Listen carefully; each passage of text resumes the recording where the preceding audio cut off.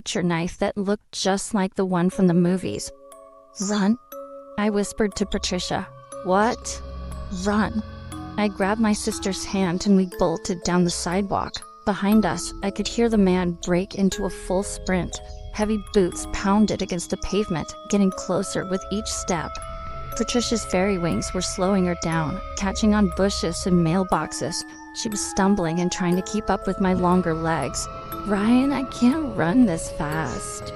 The footsteps were right behind us now. I could hear his breathing through that horrible mask. We were close, really close.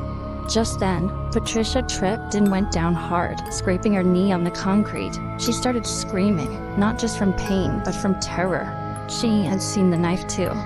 I didn't blink, just scooped my little sister up in my arms and kept running as her fairy wings crushed against my chest. She couldn't have weighed more than 40 pounds, but my legs were on fire. The man was so close I could hear the knife cutting the air as he swung it. Luckily, our house was just a short distance apart. I ran harder than I'd ever run in my life. I fumbled with the door handle. My hands were shaking so bad I could barely grip it. When the door finally opened, I shoved Patricia inside, slamming it behind us and turning every lock. What happened? Dad rushed over from the living room where he'd been watching TV. Mom was right behind him. There was a man. I gasped, still trying to catch my breath. He was following us and he had a knife. Dad's face stilled. He grabbed his baseball bat from the closet and headed for the door. "Call the police," he told Mom. "Tat, don't go out there." But he was already outside, bat in hand, looking up and down the street while Mom dialed 911.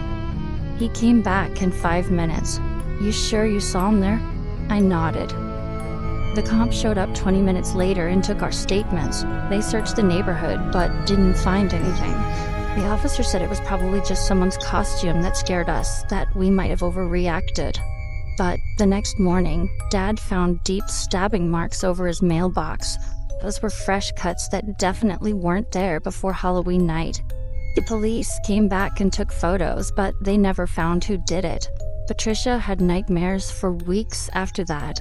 She'd wake up screaming and sobbing. Mom had to sleep in her room until she felt safe again.